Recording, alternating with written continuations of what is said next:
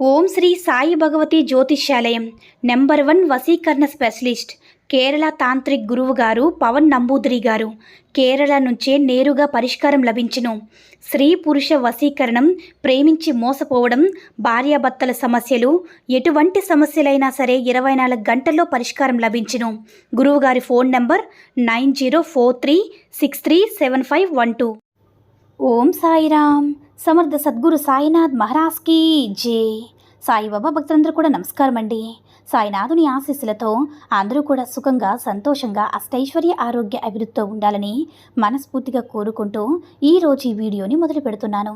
ఈరోజు వీడియో ఏంటంటే, ఈ ఒక్క మాట నీ కోసమే చెప్తున్నాను బిడ్డ. కన్న వాళ్ళు కానీ, కట్టుకున్న వాళ్ళకి కానీ చెప్పకు, రహస్యంగా విను, లేదంటే నేను ఏమి కూడా చేయలేనమ్మా అని మన బాబాగారు అయితే ఈరోజు మనకి అద్భుతమైనటువంటి అంటే సందేశంతో అయితే మన ముందుకు వచ్చారండి. మరి మన బాబాగారి సందేశం ఏంటంటే, తల్లి, ఎప్పుడు కూడా నీ తండ్రిని నమ్మి, నీ తండ్రిపై నమ్మకంతో నువ్వు ఒంటరిగా ఖచ్చితంగా వింటే అన్నీ కూడా సర్దుకుంటావమ్మా. నీ జీవితాన్ని కూడా నువ్వు మార్చుకుంటావు. అంటే ఏదైనా సరే, అంటే నీకు ఎలాంటి తప్పు చేస్తున్నావో అన్నీ కూడా నేను చెప్పబోతున్నాను తల్లి. నీకు జీవితంలో నువ్వు ఎప్పుడు కూడా నీకు తెలియకుండానే ఒక తప్పు చేస్తున్నావమ్మా. నువ్వు చేసే తప్పులు గమనించేది ఎవరు? నువ్వు కొన్ని తప్పులు చేస్తూ ఉంటావు, ఆ తప్పులు గమనించేది ఎవరు? వాటిని నువ్వే కదా సరి చేసుకోవాలి. నీకున్న తప్పులన్నింటినీ కూడా సరి చేయగలిగే సామర్థ్యం ఎవరికుందో చెప్పు. ఇలా ఇవన్నీ కూడా నువ్వు చేసుకోవాలి కదా. ఈరోజు నీ బాబా నీకు తెలియచేస్తాను. అన్నీ విని తెలుసుకో తల్లి, ఒంటరిగా విని తెలుసుకో. నేను తెలిసి ఏమీ తప్పు చేయలేదే బాబా, న్యాయంగా ఉన్నానే, అందరితో న్యాయంగానే ఉన్నానే, తెలిసి ఎవ్వరికీ కూడా హాని చేయలేదు కదా బాబా.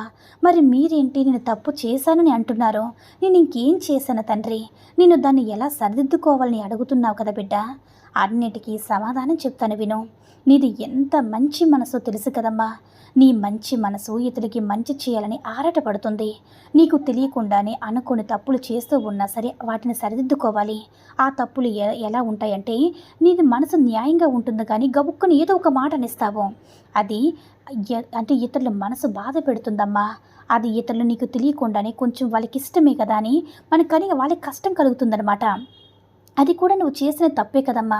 అలాగే ఎక్కడైనా సరే అంటే ఆచితూచి మాట్లాడాలన్నది ఎంత ముఖ్యమో అలానే నువ్వు కూడా అది నీ ఇష్టమని తెలుసుకోవాలి. ఇక్కడది వాళ్ళు చెప్తే వాళ్ళకి బాధ కలుగుతుందని ఆలోచించి మాట్లాడాలి. నీ తప్పులు గమనించేది ఒకరు, పరమాత్మ మరొకరు. కానీ అంతరాత్మకి నేను న్యాయంగానే ఉన్నాను, నిజాయితీగా ఉన్నాను, ఏ తప్పు చేయలేదని నీకు అనిపిస్తుంది కదా. కొన్ని తప్పుల వల్ల ఇతరులకి కష్టం కలిగినా, నష్టం కలిగినా కూడా అది నీ తప్పే కదమ్మా. వాటినైనా ఎవరైనా చెప్తే వెంటనే కోప్పడకుండా నువ్వు సరిదిద్దుకుంటానని చెప్పు. అహంకారం అనే ఒక పొగరు అనేది నీ మాట తీరులో ఉండకూడదు, సరేనా? 2 రోజుల క్రితం నువ్వు సాయి దగ్గర ఒక మాట అడిగావు కదా, బాబా నాకు సమస్యకు పరిష్కారం ఎప్పుడు దొరుకుతుంది, నేను చేసే పనిలో సక్సెస్ ఎప్పుడు అవుతాను బాబా అని నువ్వు అడిగావు కదా. దీనికి కూడా సమాధానం చెప్తాను వినమ్మా. ఏది ఏమైనా సరే తల్లి, ఒక సమస్య వచ్చినప్పుడు అందుకు పరిష్కారం కూడా నీ చేతుల్లో ఉంటుంది కదా. ఒక్కొక్కసారి కాలం చేతులు ఉంటుంది కాబట్టి నువ్వు ఇప్పుడు కూడా కాలం చేతులు వదిలేయాల్సింది. నీ వల్ల అయినంత వరకు నువ్వు కృషి చేశావు, శ్రమించావు, కష్టపడ్డావు, ప్రయత్నించావు. ఎన్ని చేసినా సరే అది పరిష్కారం కుదరడం లేదంటే తప్పకుండా కాలం వల్ల మాత్రమే అవుతుంది. నువ్వు చేసే పనులు నువ్వు చేసుకుంటూ వెళ్ళు. నువ్వు ఆలోచించిన దొరకనటువంటి సమస్యకు పరిష్కారం కాలమే చెప్తుంది. కాకపోతే నువ్వు కాస్త ఓర్పు సహనంతో ఉండాలి. ఆ సహనం అనేది పాటించినప్పుడు నువ్వు ఏ సమస్య అయితే తలక్రిందులుగా ఉన్నావో అది పరిష్కరింపబడుతుంది. నువ్వు చేసే పనిలో విజయం చేకూరుతుంది. మనసు పెట్టి చదివితేనే కదా ఆ చదువు అనేది వంట పెడుతుంది. మనసు పెట్టి పూజ చేస్తేనే కదా ఆ పూజకు సార్థకత ఫలితం ఉంటుంది. ఆ భగవంతుడు కూడా ఆశీర్వదిస్తాడు. అలాగే మనసుతో చేసే పనులు ఎంత మంచివైనప్పుడు సరే మంచితనం కాక కళతో చూసి ఆడంబరాలకి విలువ ఇవ్వకూడదు. భగవంతుడు కూడా నువ్వు చేసే మంచి పనులు మాత్రమే విలువిస్తారు, మంచితనాన్ని మాత్రమే గౌరవిస్తారు, మంచితనం మాత్రమే సహకరిస్తారు. కాబట్టి ఇది నేను చెప్పినట్లుగా విను. ఏ సందర్భంలో కూడా ఇది అస్సలు వదులుకోకు. నీకు కష్టం కలిగినా మంచితనం నుంచి ఒక అడుగు కూడా ముందుకు వేయకు. ఇప్పుడు నువ్వు తెలుసుకోవాల్సినటువంటి ఆ సత్యం, జీవితంలో ఎవరినైనా సరే తగ్గించి మాట్లాడద్దమ్మా. ఇప్పుడు నువ్వు కొంచెం పక్వం చెందావు కదా, నువ్వు కాస్త తగ్గించి మాట్లాడు. ఎవరిని బాధించద్దు. అలానే నీ విలువ తగ్గేటట్లు చూసుకోకూడదు. ఎప్పుడు ఎక్కడ నీ విలువను తగ్గించుకొని అస్సలు ఉండద్దు. ఇదిగో ఈ రోజు నువ్వు శక్తివంతంగా ఉండొచ్చు, కానీ కాలం నీకంటే శక్తివంతమైనది గుర్తుపెట్టుకో. కాబట్టి కాలాన్ని ఎప్పుడు కూడా ఎగతాళి చేయనంత వరకు నీకు మంచి జరుగుతుంది. అలాగే ఒకరిని కిందకి లాగాలని, కిందకి దించి మాట్లాడాలని నువ్వు మానుకోవాలి. కాబట్టి ఈ బాబా చెప్పే మాట ఏంటంటే, అసలు నీకు అర్థమవుతుంది తల్లి, నువ్వు ఎంత గొప్పవాడినైనా సరే విర్రవీగకో. నాకు నా బాబా నాతోనే ఉన్నారు, నాకేంటి అని ఎప్పుడు కూడా అనుకోవద్దు. ఏదైనా సరే భగవంతుడి చేతిలో ఉంటుంది, కాలం చేతిలో ఉంటుంది. ఏది కూడా శాశ్వతం కాదమ్మా. ఈ పక్వాన్ని నువ్వు తెలుసుకో తల్లి. అన్నీ కూడా నీకు సామరస్యంగా మారుతాయి. నువ్వు బాగా సంపాదించి వస్తువులు కొనాలి, నగలు కొనాలి, ఆస్తిపాస్తులు కొనాలనేది మంచిది తల్లి. నీ భావితరాల వారసుల కోసం మంచిగా సంపాదించడం కూడా మంచిదే. కానీ ఏదైనా సరే వస్తువుల్లో ఆనందం ఉండదు, నీ మనసులోనే ఉంటుందమ్మా. ఇది నీ మనసుకే సాధ్యమవుతుంది. నీకు ఇష్టమైన వస్తువులు కొంటావు, కానీ అది నీకైన వాళ్ళు లేకపోయినా సరే, మనసు అనేది బాలేకపోయినా సరే, ఆ సంతోషం నిలుస్తుందా? లేదు. కాబట్టి సుఖశాంతులతో సంపదలతో ఆడంబరాల వస్తువులు ఉండదు. సంతృప్తి నిరంతరం కూడా నీ మనసులో ఉంటుంది. తెలుసుకో తల్లి, ఆ శాంతి కూడా నీ మనసులోనే ఉంటుందని గుర్తుపెట్టుకో. కాలంతో కరిగిపోయిన ఆస్తుల కోసం రక్త సంబంధాలు వదులుకోకు. అశాశ్వతమైన ఆడంబరాల కోసం జన్మనిచ్చిన తల్లిదండ్రులు నీ బంధాన్ని వదులుకోకు తల్లి.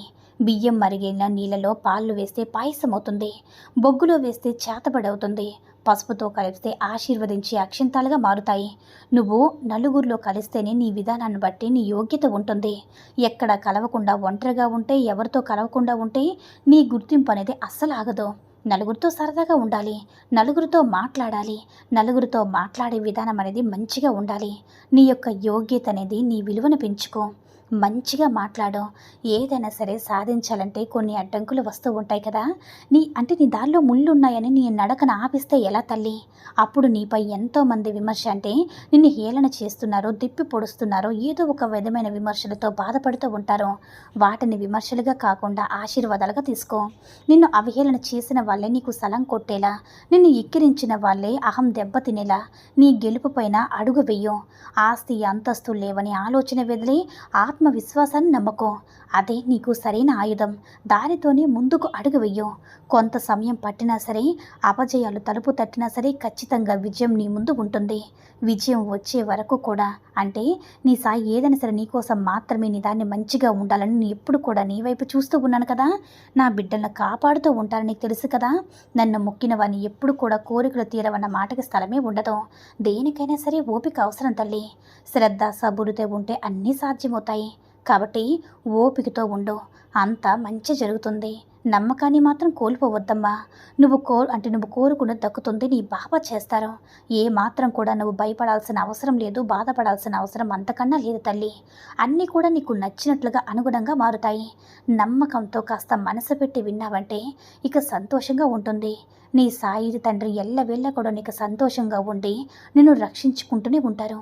ఇక నువ్వు భయపడద్దు తల్లి, బాధపడద్దు, ప్రశాంతంగా ఉండు అని మన బాబాగారు అయితే ఈరోజు మనకి చాలా అద్భుతమైనటువంటి సందేశాన్ని అయితే అందించారండి. సాయి మహిమల ద్వారా వచ్చిన ఈ సందేశం మీ అందరూ కూడా నచ్చిందని అనుకుంటున్నాను. ఈ వీడియో కనుక నచ్చినట్లయితే లైక్ చేసి షేర్ చేయండి. మరిన్ని వీడియోస్ కోసం మన ఛానల్ని సబ్స్క్రైబ్ చేసుకుని మాకు మరింతగా సపోర్ట్ చేయండి. ధన్యవాదములు.